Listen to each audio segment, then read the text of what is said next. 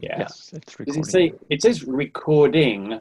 Is that like it's starting to record or is it already recording? It's currently Colin. recording.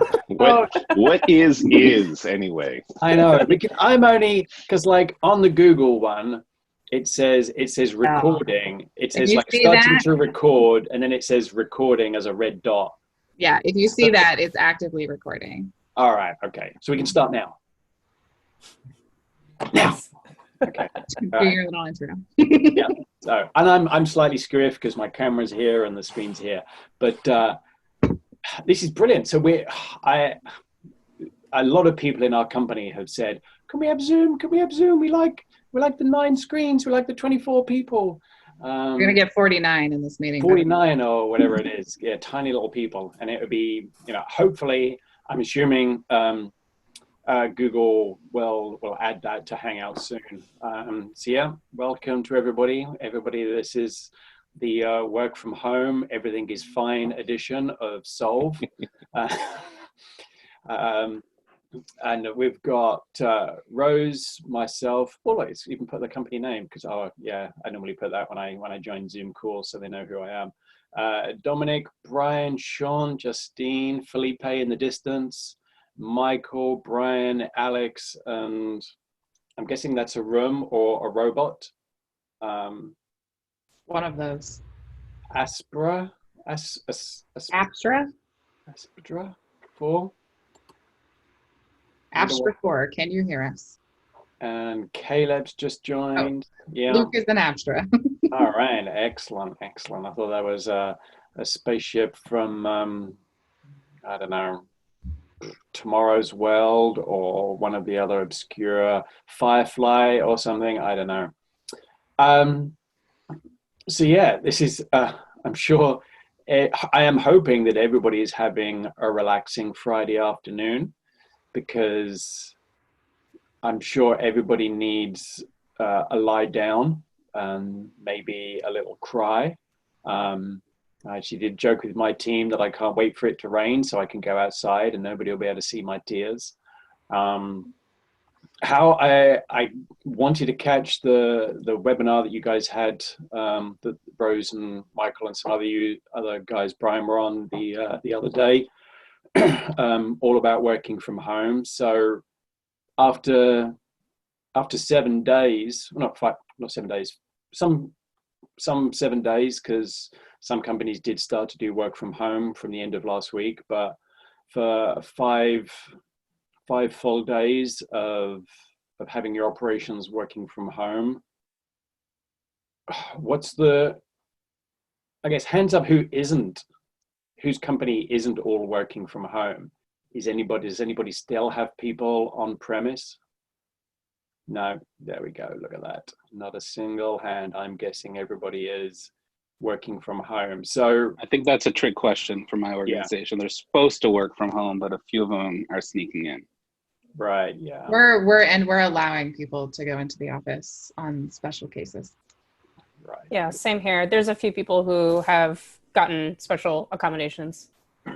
Right. Yeah. Because of course, what's an office? Yes, not every business function can be done remotely, especially some of the finance stuff. If you've got to print out and sign something, not everybody has a printer or scanner. So what would be the one thing? I didn't have an agenda for this. I just wanted it to be a casual get together and chat. I think we know everybody. Huh? I have an idea for us.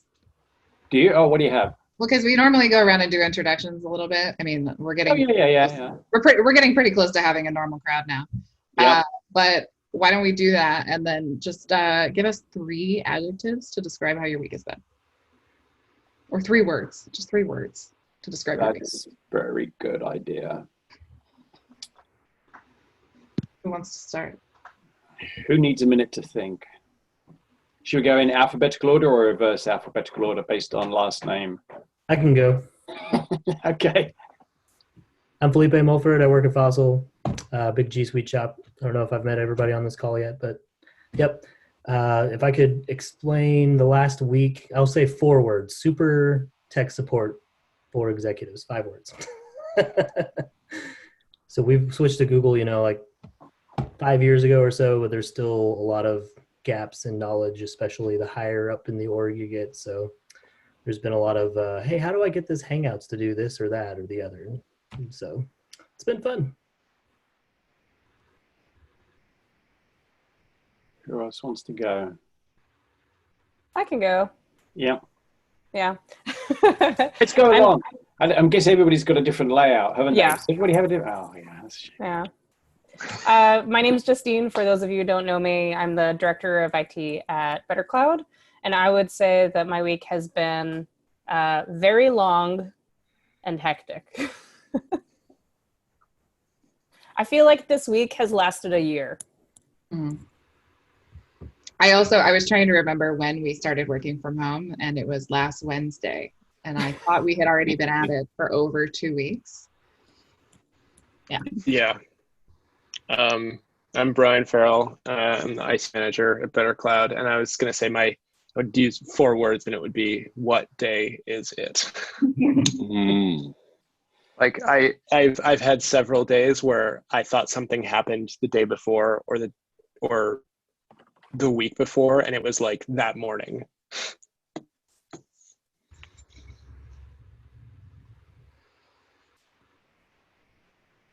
I can go. Brian Kim with us, Prem. We are a Google partner based out of Toronto, Canada. So 3 words, I would say a bit of a panic, or I guess that's 4 words. So we do have some different, parts of the business. We are fairly small, so we sell G Suite licenses, so we get revenue through that. And we also have consulting services, so that's slowed down quite a bit.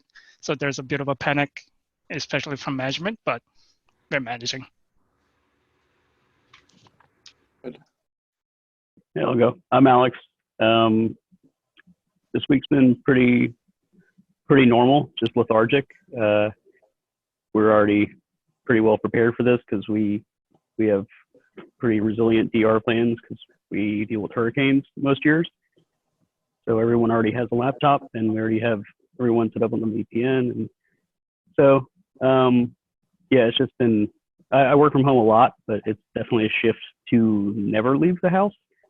So, Alex, which Alex are you? Alex McDonald. Oh, that one. Okay. Yeah. There's multiple Alexes in Better IT, y'all. That's fair. Yeah. But yeah, it's going really well. So everything we had in place is working. Nice. I'm Sean. I'm with Recurly. We do subscription management and billing. We like Alex, I would say, what the heck? That's not just my feeling. It's kind of like the whole company is like, oh, and how do we change the way we do meetings? Do we have more meetings every day? Do we have less meetings every day? Are we all supposed to like just hang out on a Hangout while we work? Or are we supposed to turn our cameras on or off? Like, everyone's just figuring stuff out. Business-wise, we're lucky because we have a lot of OTT, direct-to-consumer things like Sling, Showtime, stuff like that. We're in the process of getting more of those. And I think that's probably going to be a very healthy industry as everyone's stuck inside their homes, which is kind of like, I don't, there's my privilege or whatever, the Recurly's privilege, because we're like, oh, that's cool. Like, we're going to weather this pretty well. But yeah, I think it's weird seeing, other friends of mine, not just you, but other people I know in the industry who are like, oh, I'm done. Or a friend of mine, she's a consultant. She's like, yeah, no one wants a consultant right now. Like, everyone's just hitting pause on like spending in general. Yeah. We just closed a new client at one of my clients. So. Well, you're very special. I know. Well, but the other thing too, I'll go. I'm Rose. I work at Strata Education Network, which is a loose affiliation of organizations that support professional development and students, higher ed mostly. And my 3 words would be training, communication, and training again. Because that's basically what I've been doing this week, is training users one-on-one in committees, and like every meeting has turned into a training opportunity now. And then I got pulled into a committee rightfully so, to help support a holistic view of what it means for our workers to move to remote. But yeah, one of my organizations closed a client this week, and that's really good for us, mostly because that particular organization is super remote first, and they're doing great right now. Almost nothing has changed for them, except we have significantly less business travel. But yeah, so I know that there's a lot of companies feeling the pain on this. Like my partner, his work closed basically, so he's going to be home here with me. But yeah, so I know, but there are a few companies that this is good for. So I just want to point out that Rose and I agreed to have a competition for who was best dressed, and I think I'm winning again. Sean, because I had to wake up at 7:45 this morning to attend a meeting on the East Coast. 7:45? You've missed half of the day. Okay. I start work at 9 because I have a sleep disorder. So I work 9 to 5:30-ish. But yeah, so 7:45 is super early for me. Okay. I guess I'll carry on next. I'm Colin McCarthy, work for Essence Global. We're a data-driven or data-centric advertising agency, global company. So we did have some offices in APAC and China that had already, experienced a lot of this and had been closed for a period of time, and had different measures in place. And we're doing working from home, and like everybody else, we have a DR plan, a business continuity plan, and I think we're in a very good space. Let me just find my little tab that's going Bing, and we'll go Bing periodically as tickets come in and close that. But like any plans, as soon as the first shot is fired, sometimes those plans can go out of the window. So it was a week of rejigging things, finding unexpected challenges, and you could do a lot of testing, but you only have, sometimes you don't know about things until you really throw, everybody at it and working from home. So, like everybody, I'm sure there was stressful days. Didn't know what day it was. I think for us, the three adjectives might be a remote support team, remotely supporting remote workers. So that was, the thing that we're working on, perfecting, and making it into a practice, and really sort of changing the way we are. We're becoming a managed service provider, remotely supporting remote people. And I'm sure the other guys are in the same situation where you're always so used to doing things on site or having easy access to stuff. Everything, there's a lot more to think about when everything's one step away.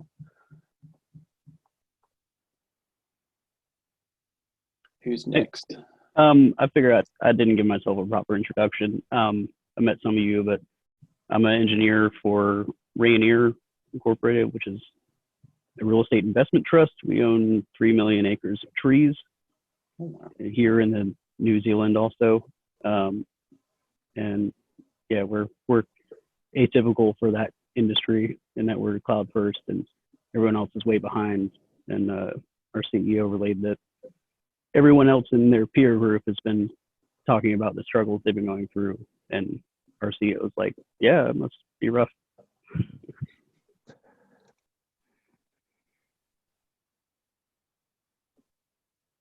Okay, well, Michael, yeah, you're not coming in. Hear me? Any better? Very faint. Okay, someone else go. Okay, then let me go. I'm Dominic.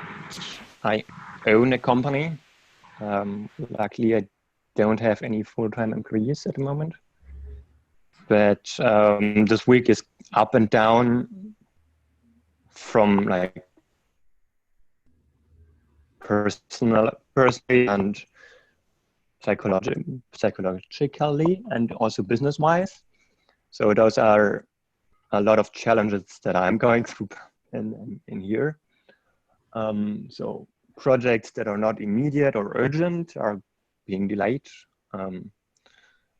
Customers that sign contracts and need to go suddenly remote are more stressful. And then there are other companies that pop up that we haven't talked to before that suddenly need to go at home, working at home, and don't have anything. So this is very stressful for us. So we are a Google Cloud partner for anyone that doesn't know me. So that's a strange week, and feeling more isolated now than I would before, even though I only work at home, but that's manageable with like content to other people that I now actively seek out as well for friends and family. Yeah. So it's stressful for me, but we're gonna go through that. It's like any crisis. Yeah, I think everybody's gonna. There's the technical side that we have to solve, and we can do that. It's the human aspect that just needs to have as much focus on as well, or we need as much focus going forwards. So I saw Dave's there, Caleb's there. Hopefully Michael's been able to get his batteries recharged, maybe. Is this any better? Yay. Oh, yeah. Okay. Oh, no. I was going to say, Dave, go ahead. I like your background, Dave. Go ahead. Or Caleb, either way. Everyone knows who I am, I think. So yeah, go ahead. Okay, I'll go. I don't have a cool background because I'm on my phone. Wow, you do have a cool background, Dave.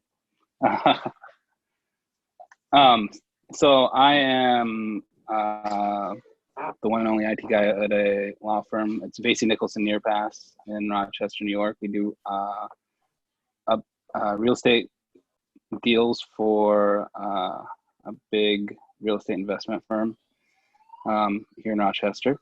And we're a really small shop, and since we use G Suite, we're mostly online anyway, so it's pretty easy. But I would say, I don't have 3 words, but one word is repetition. So I'm constantly getting asked the same questions despite setting up through Google Sites a lot of different help articles, a lot of the key things that they would have to install. So we're primarily desktop based with a handful of laptops. So those desktop users are then either taking their whole towers home, trying to get them set up there, or just installing it on a personal computer. And so they're like, how do I get Office? How do I get Adobe? How do I get these things? And I knew these questions would be coming. So I set up these articles. I even emailed them out to everyone in the same chain that they sent out the COVID announcement that they send out to everyone. It's a lot of repetition. So I can't imagine your larger organizations, how many repeat questions you're getting. We only have 20 users, so yeah. Well, yeah, I think the fact that you've got 20 users and you've realized you need to have a knowledge-based site, and Google Sites is perfect for that. It's easy to send somebody to a document. Give a man a help document and he'll go away for, what's he say? No, fix a man's problem and he'll be fine for a day. Give him the help document and he'll never bother you again. So yeah, documentation. That only works for about 50% of my users, since we're not an all-mail shop. Well, I was gonna say that doesn't work either, because then you get the question, where was that article you sent again? They just ask you where it is next time. Yeah. So now they know you have it, but now it's where is it again? Because it moved. I put it in a different spot, and we delete all of our emails. No, we don't. We archive them, so they're all there. Dave put in the chat that he has bronchitis, so he is listening only today. Oh, okay. Maybe he could do his introduction in mime, and then maybe Justine with the baby, we can do a voiceover for him, knowing what we know. Do it in interpretive dance. So yeah. Excellent. So yeah, it's everybody introduced, isn't it? We all know each other. Unless Luke wants to talk. Oh yeah, he's in the. It's an spaceship Astra. room. On a call, multitasking. Multitasking. No worries. People can be in listen only mode, which is fine. So it's been great to hear everybody describe how the week has been for them, different varying levels of emotion and calm and thought. I've been thinking of one question that would be good to find out from people. What's the one thing you would like to have known 2 weeks ago that would be really useful today? Because second guessing ourselves and having 2020 vision is wonderful, and it will only help us going forwards. So, I think for us, it's never a realizing, or when I say us, me, my own personal view, it's being able to think larger than what you think the disaster could be, or your business continuity needs are, and we've in the last few days been very proactive and are getting ahead of some of the closures that we knew that we would have, telling people not to go out. But I think the one thing that we would have liked to have known 2 weeks ago would have been about some of the expectations that you have on end users, and some of the wording in guides, and I think probably is sometimes we make too many assumptions about things. Like if you ask people to do a test, is it really a test? I think it's validating being a lot more prepared, but that's just too much of an easy answer. And yeah, anybody else? I feel like, there's a lot of things we couldn't have really foreseen. The need to take laptops home and distribute them amongst my team so we can ship them out because we're not going to the office anymore. I don't feel bad, or I don't think I would necessarily have done that any differently. I think I could have gotten ahead of messaging. Like if I was going to go back in time a week or two, I would send all the emails I sent like 3 days earlier. Mm-hmm. Even sometimes with a caveat of like, this may be what's happening, but prepare for this, as opposed to like after everyone's working from home, then saying, okay, now we're all working from home. Here's what you do to prepare. It's almost too late. This is my first zombie apocalypse, so I'll give myself some, we all deserve to make some mistakes, but that's definitely faster with messaging, I think, is my biggest takeaway.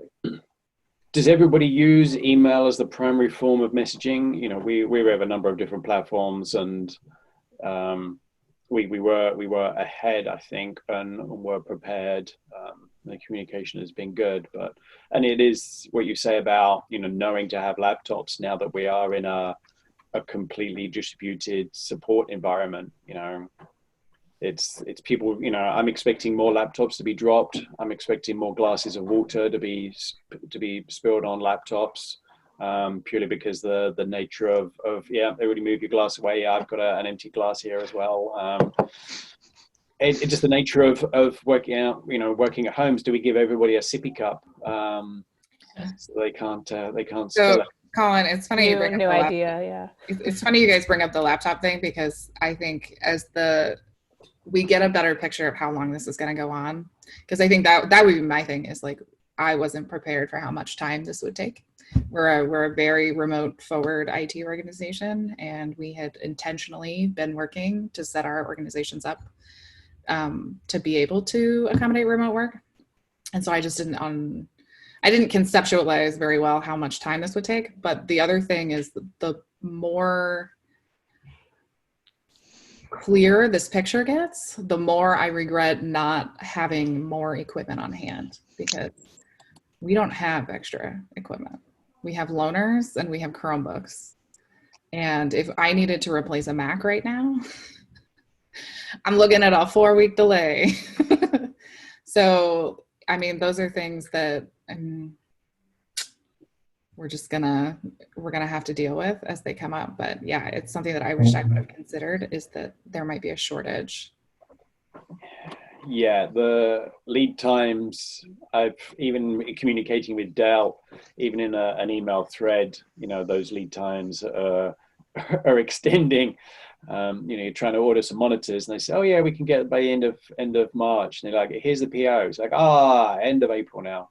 Some other Fortune 500 companies just bought, all of those monitors. Even from Amazon, like, it's not just like CVW and other equipment providers. Yeah. So also we have a new joiner, Kevin, there in rural Arizona, in a state which I don't think is greatly impacted at the moment.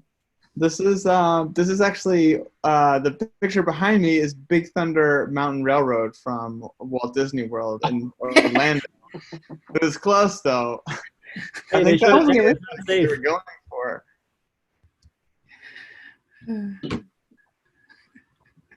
So Kevin, we were doing introductions before and then talking about what we wish we'd learned. What would be your 3 adjectives to describe this week? Oh, wow. You went at the deep end. Let's see. Chaotic for sure. Lots of, I got 2 kids at home, so we're having to teach and do design work all at the same time. So that's been fun. I would say comforting a little bit in that I've seen the theme of in this together coming out in a lot of material. It's one of the values of our company just recently. I thought it was incredibly timely that we came up with that as a company, and then it just I can feel that spirit across a lot of with our customers, with our employees, with my neighbors, with everybody. It just feels like in this together to a certain extent. I wish I could help out, more of the people who are really affected by this, like restaurateurs and people who are really going to struggle, I think. And then maybe last is distrustful. I have become incredibly distrustful of like the outside world, like people, like neighbors, like keeping that distance when we're getting mail. All of it is just introduced a different mentality for me of like, well, I don't know if you're sick or not. Like, I don't know where you've been. Yeah. There is that element, but has entered obviously society, and I've certainly stayed away from any local Facebook pages. It's worse than Fortran probably. There's some of the things that are conspiracy theories and everything else, and the comments that are being said. So, but in a lot of places, there is a good community feel. On the flip side, so I love everybody's changing backgrounds. I'm certainly going to look and see what Dell deals I can get on a more powerful machine, so I can do it. Anyway, another person join. Is it Hiram or Hiram? I can never remember how to pronounce your name. I'm sorry. Yeah, it's Hiram. Hiram.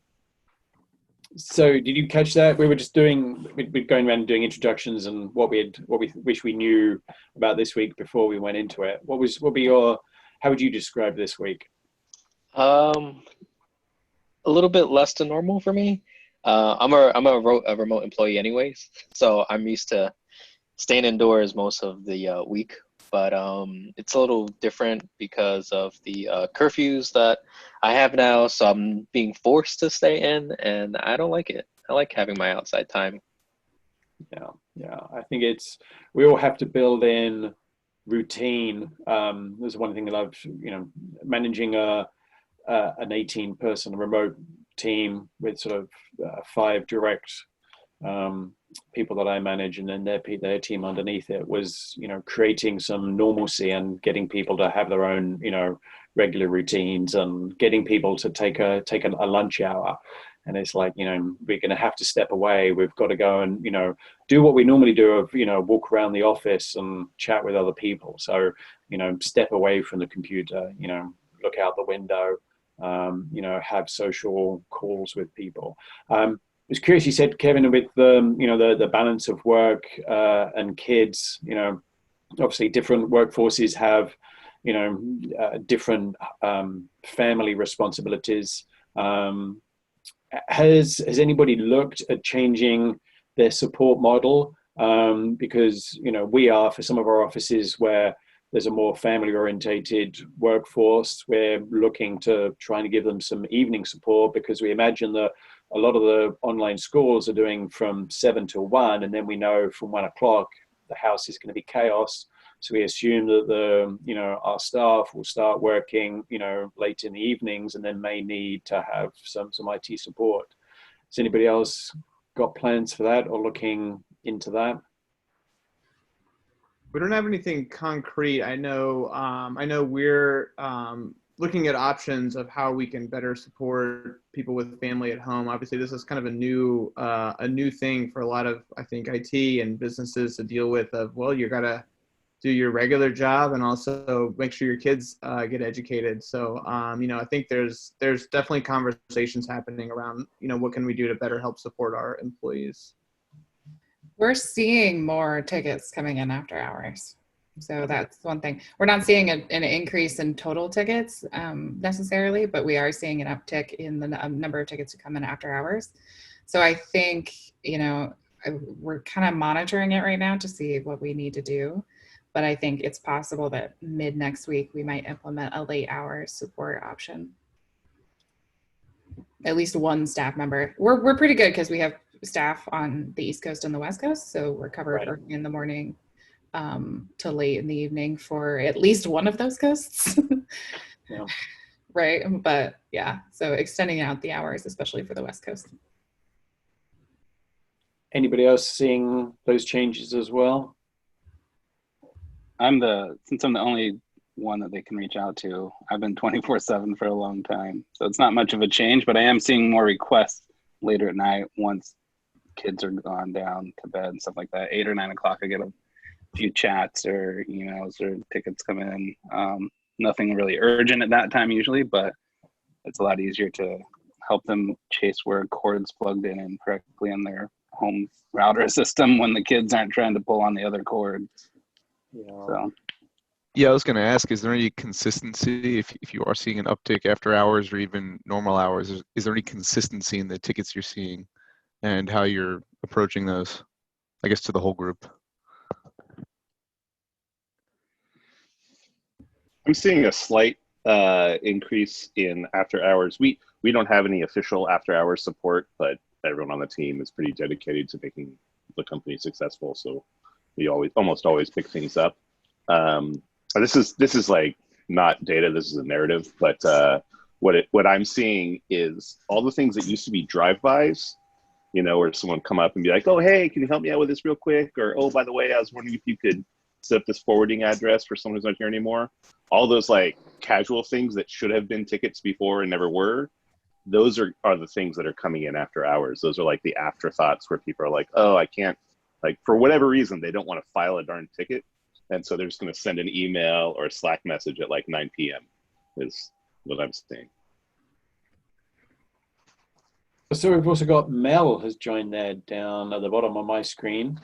So where are you from and how would you describe this week in 3 words or more? So yeah, hi everyone, joining a little late, came from another meeting, but I'm the Bay Area, California. So this is day 4 or so of shelter in place. Feels like I just aged 5 years real quick. A lot happening in terms of 3 words. This is fine. I'm looking at the background for Michael Stone. I think that's pretty appropriate. So yeah, I'm at a startup that is based out of San Francisco. We have locations in New York, Salt Lake, Vancouver, and a couple of remote folks. We're only like 2 or 3 years old, so it's pretty interesting to kind of figure out how to support a fully remote company now. Didn't expect that obviously to happen. And I did ask a question about that, about how to deal with new hires. And I see you guys are talking about tickets. We've actually seen less tickets, and I think it's because people are hoarding them in their mind and they're waiting until we get back to the office. I reminded people today during like an all company webinar to not hoard them. Like, Yeah. And talk to each other, like, you know, like, yeah. I was worried about the same thing. We should probably do that because I think obviously we get direct pings on Slack, and then we have an IT channel that we try to tell people not to use for their small problems. And then we actually got a question if we are still holding office hours, because we used to have a tech bar hours. So I'm curious if for you guys, if that's something you've looked into, you know, just to kind of catch some of those. But yeah, that's where we're at right now. Yeah, we had obviously thought about those a sort of an open hangout channel to be, you know, like a tech bar, so people could just pop in and ask a question rather than submitting a ticket, because then it also keeps that human interaction as well, which people would often, you know, get, you know, doing those walk up tickets or those walk up issues that never get, you know, reported as a ticket. And obviously we've seen an uptick of tickets. You know, the one benefit for us is that it has slowly trained some of our holdout offices and staff who have a habit of contacting somebody locally directly to try and get IT support rather than submitting a ticket. You know, and if they are working in the evening and they try and ping the local IT guys at 11 o'clock, you know, they're going to be asleep or not responding. But my guys in Singapore could have easily picked up, you know, that ticket because it would have been midday for them. So it's slowly being a global learning practice to remind people that we do have, you know, a global team in 4 time zones. So, you know, and also it allows us to, I'm sure most of you are using ticketing systems. It gives you better visibility and see trends for problems, as opposed to having those, you know, individual agents having an issue reported to them.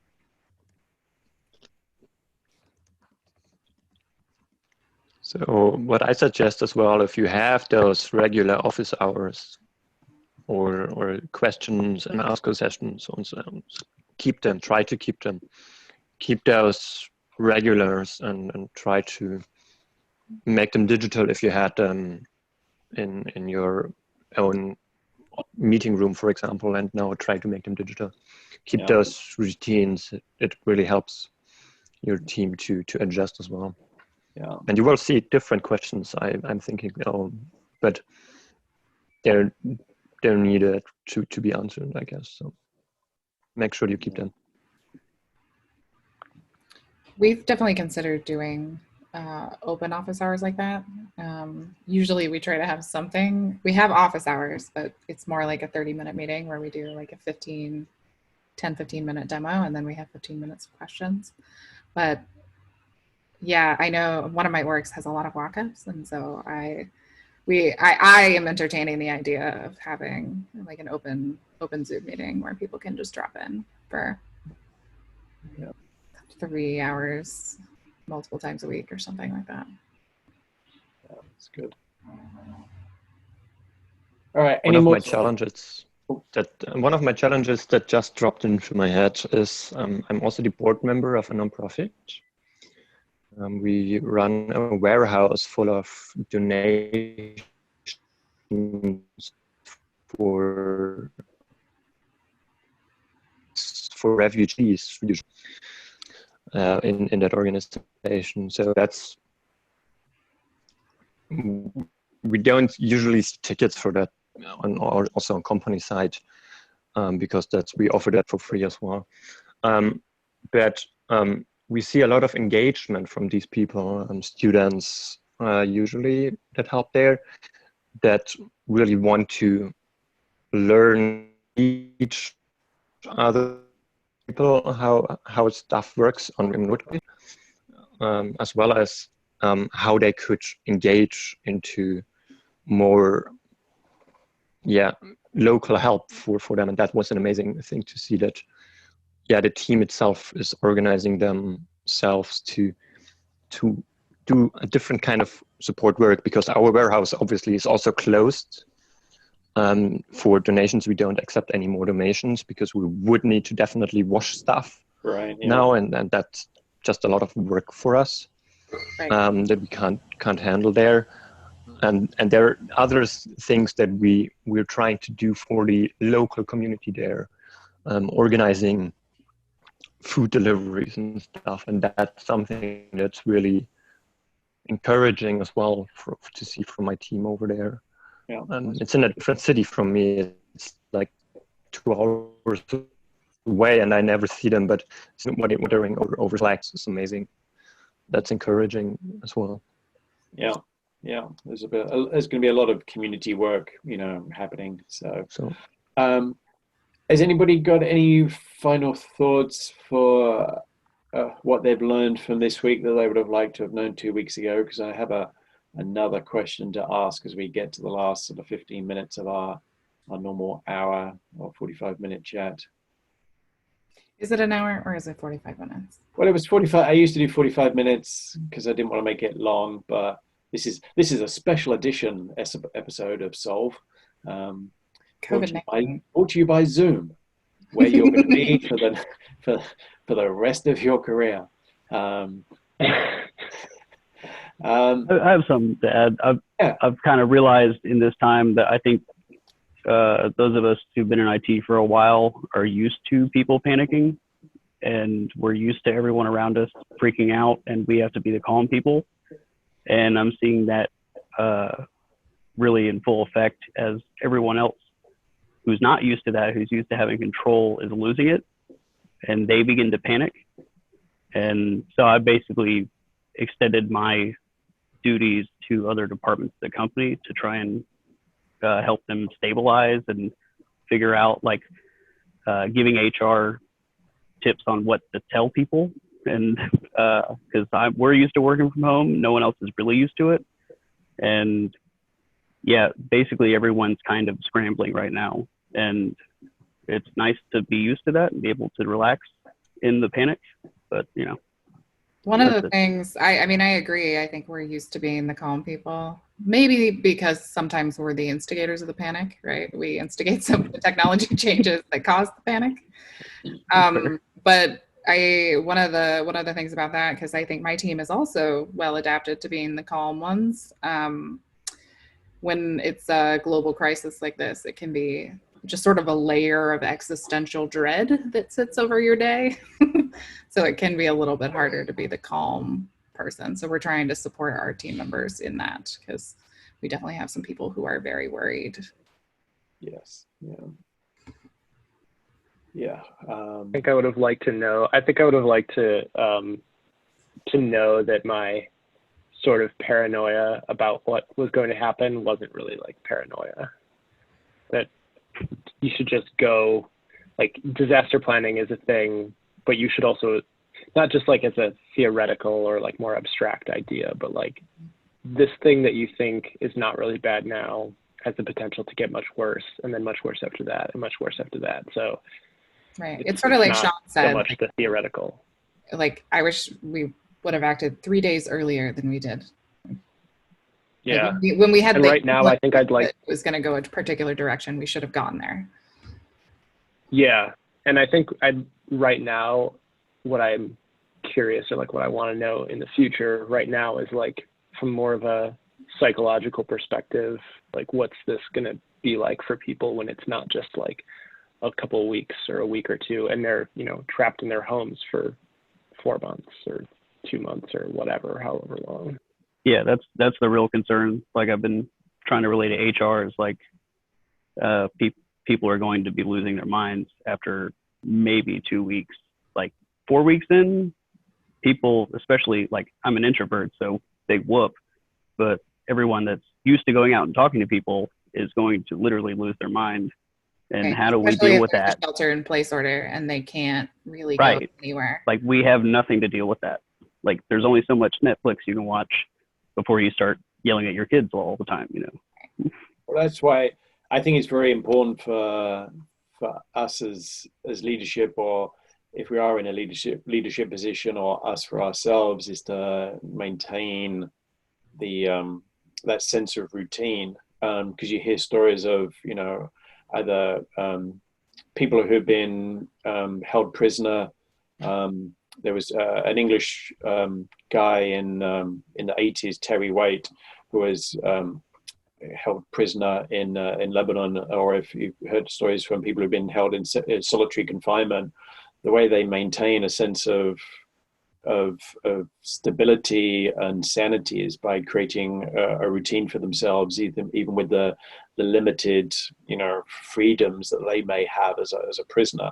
And I think for us, with supporting a remote workforce and being remote ourselves, it's very important for us to, you know, to get up and exercise in the morning, and, you know, log off and ignore stuff at the end of the day, and keep a semblance of as much of our normal routine as we can within the CDC and the company guidelines that you might have, or what's been dictated by your state law.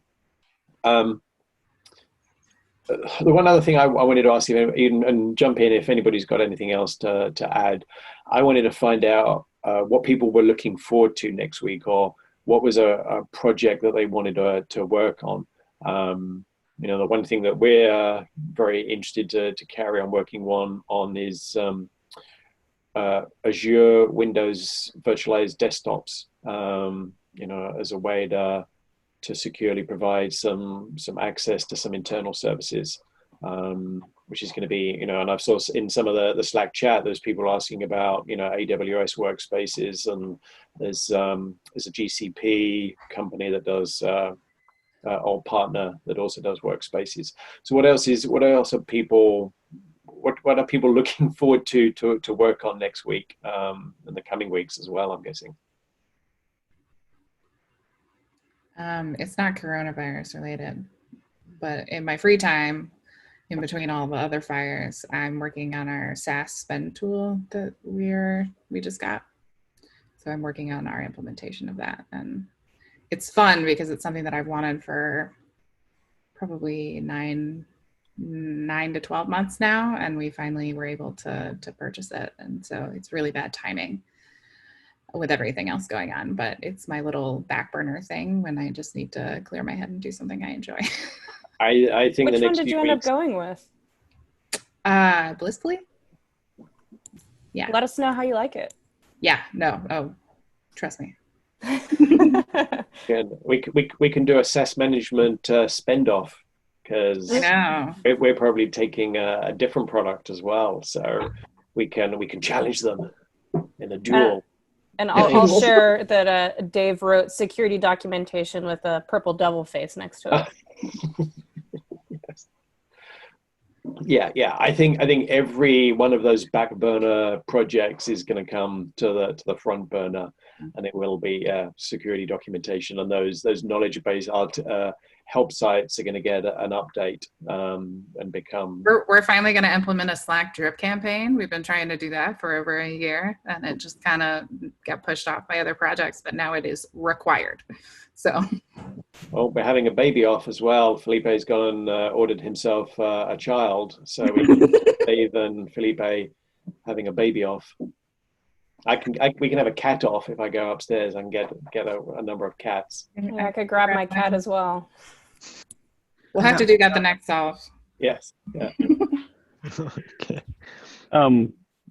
We're actually in the middle of deploying CrowdStrike Falcon to our endpoints, so that is rough. It involves a reboot to get rid of Semantic, and so that's a big wrench that's been thrown in. Still have like 100 or so endpoints that we're trying to. Sound like you're looking forward to that, though. I'm looking forward to completing it. Yeah. What's your MDM right now? If that's how you're going to deploy it. Oh no, these are just Windows. We don't have any MDM set up. Ooh, that's hard.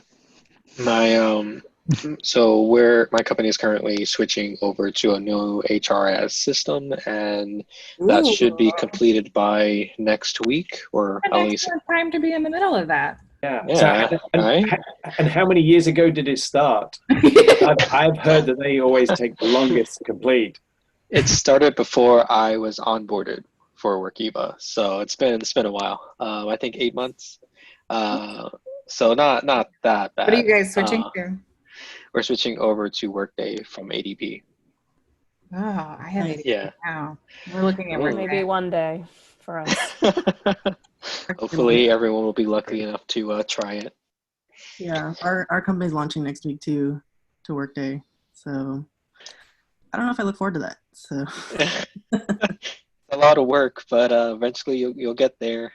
yeah, push it through.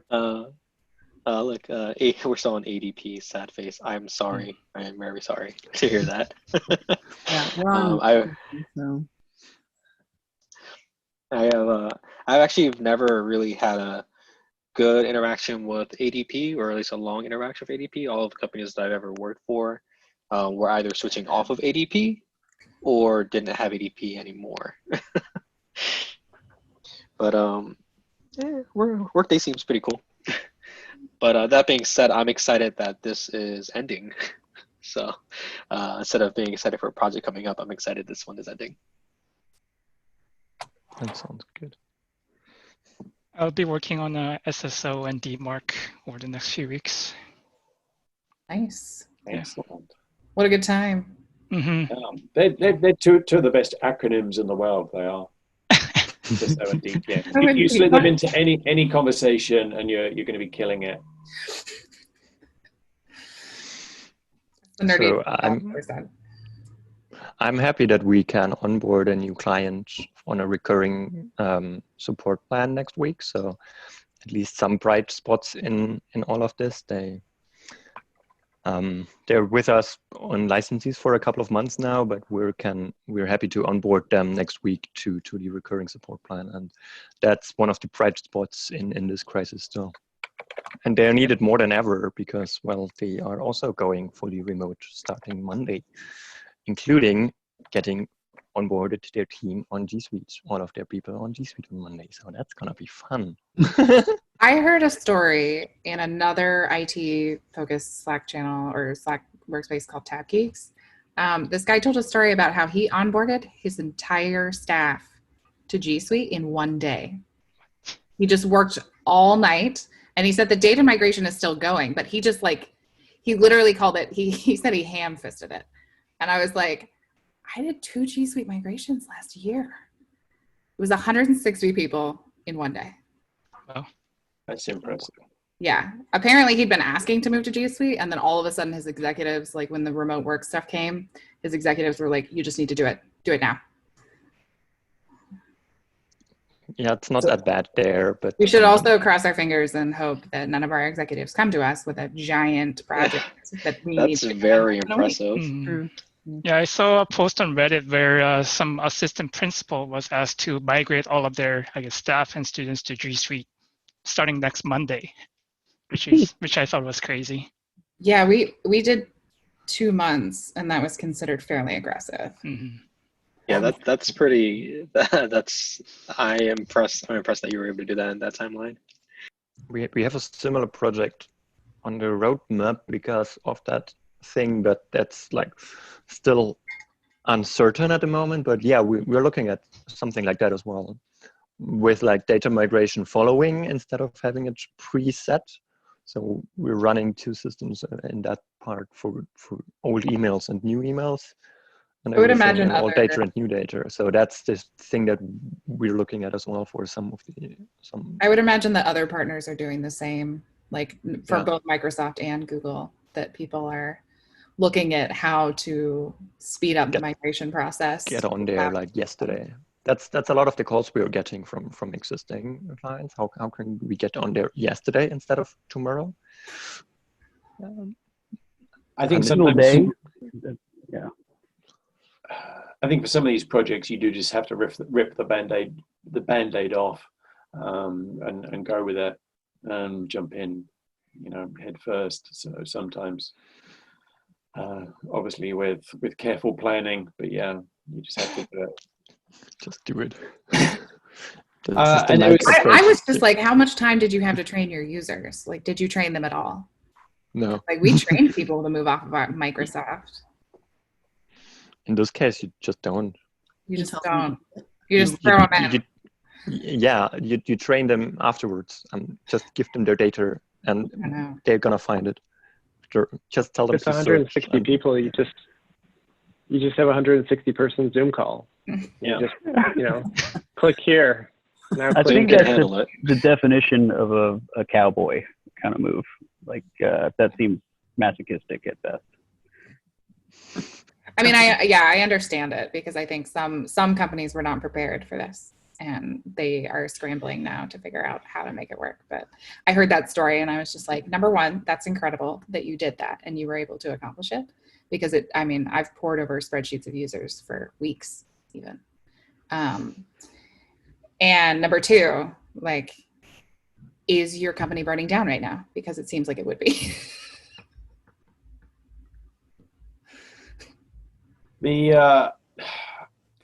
you guys were talking about this, I know we're coming up to the top of our hour, so we'll do this like next week, or we're going to do these more regularly. And we might not record all of these, too much editing and uploading.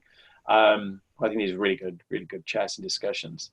One thing, hearing you talk, it's somebody brought up, is how do we carry on doing regular business?